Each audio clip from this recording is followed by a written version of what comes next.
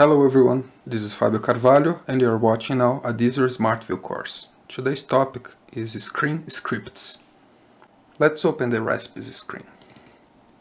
This screen is going to be used later to basically manage all the recipes we have in the beer factory.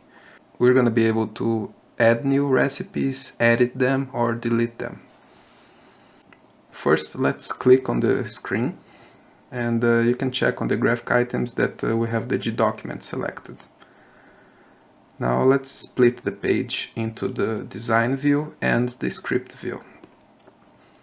The first tab shows you the OnOpen script. This is the place where you can put some C# code, and this is going to be executed every time the recipes page is opened. We also have OnWhile script. This one will be executed multiple times until you actually close the recipes screen. And at the end we have OnClose script. This of course is going to be executed when we close the screen. And the question is, what can we actually add to this script? You can consider it as a function. You're not going to put any headers or any signature for this function. You're just going to put the code inside of it. You can declare variables, for example int type, and use it on the below lines. You can put a loop, you can open a connection to the database, you can do multiple stuff there.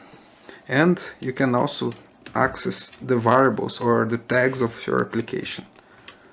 If you add the @ sign, you're gonna see all the tags that are already created, and we can select one of them, maybe a system tag, and use it on the script, or maybe one of the tags that were already created, like a configuration recipe dot boiling recipe dot max temperature.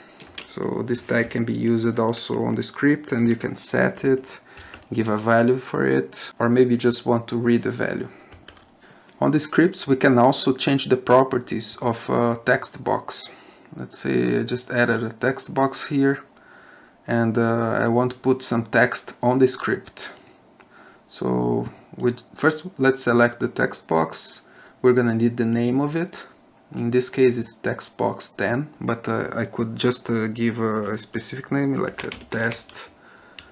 And on the script I will simply use test.text. And I have access now to the text of this text box. If you need to learn more properties of the text box, you can always check on the help. Now let's go to other scripts. I'm gonna click now on the button. Button is a good example because I already put some code in it. You can see, as I mentioned before, that we can set some tags values. In this example I already put editing recipes tag equals true in the first line, and I'm also resetting all the values of other tags that are used on this screen to the initial value of them. So boolean tags I'm putting to false, and some float tags I'm putting it back to 0. So I'm resetting everything, so whenever I click add new I want to clear all the values here, so I'll be able to configure them, and at the end I will save them. So we can configure multiple objects with different scripts. I already showed the button, but I could be doing this to a text box. A text box does have the same events, or maybe a combo box. You can see that it also have same events here, and I could put something to be executed when I click on the combo box, or maybe on a label. So it's very flexible and you can do it to many different objects. There's also a different type of script, which is an expression. And I'm gonna show you in the example that we're gonna do right now. What I want to do, as you can see, we have a save button, and I only want to enable the save button if I put some value to the recipe name. If I don't have a recipe name yet, I don't want to make it enabled, and I don't want the recipe to be saved with an empty name. So I already have a tag for it, and I'm gonna configure it here. Now let's configure the text box. I'm gonna click it. Let's go to the properties and put @ configuration recipe dot recipe name. This is the tag that I saved for the name of the recipe. So it's already configured here. And on the save button, let's click it. I want to change first the color. I want the background color to be green in case I already set the name of the recipe, and I want to keep it gray in case it's not set yet, to show the user that it's not yet allowed to be saved. So we already selected the button. We're gonna scroll for the brushes, and I'm gonna select the background. It's already prepared, so we're gonna see that in case the configuration recipe dot recipe name equals empty, means that we didn't set yet the name of the recipe, so it's gonna be true, and I want to show the color gray. In case it's false, it means that it's not empty, so I want to put the background as green. And what I wanted to show you is this expression here. It's similar to a script. You can configure some logic here, and this is going to be executed in order to fill the background color. Let's open it and you can see it better. But basically I put the tag using the @ as we did for the scripts, and I'm just comparing if it equals empty. Let's run it and let's see how it looks. I'm gonna save it and let's run it.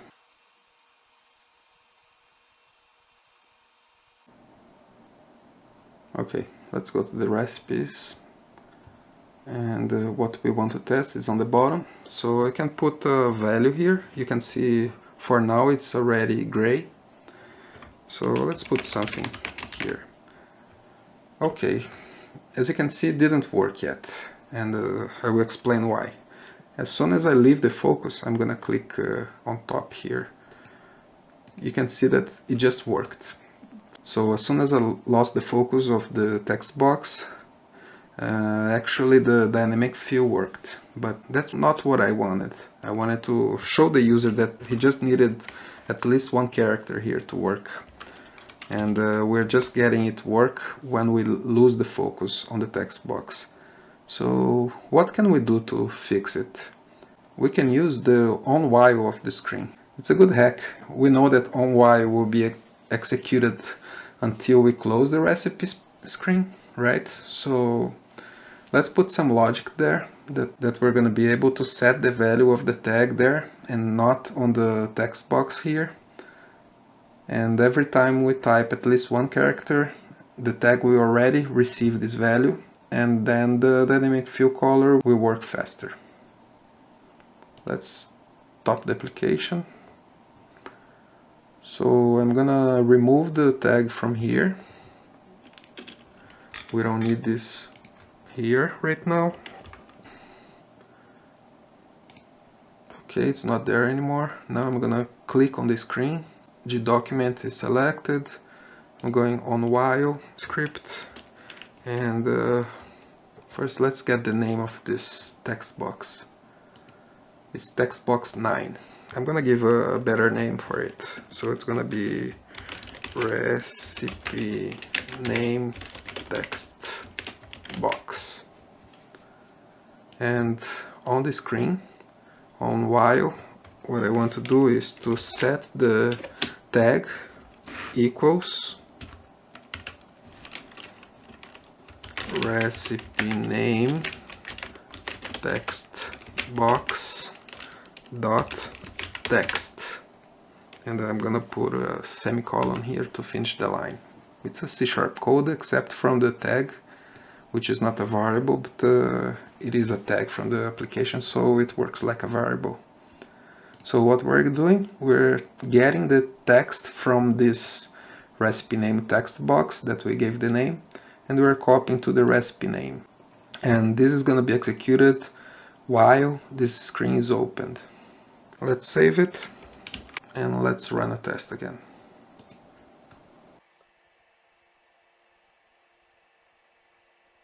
Now as soon as I type the first character on the text box, it should copy from the while script to the tag, and the dynamic fill should work. Let's just put the focus here, and I'm just gonna type A, and you can see that it worked. I'm gonna close the application now. I hope you enjoyed this video, and thank you very much for watching it. Bye bye.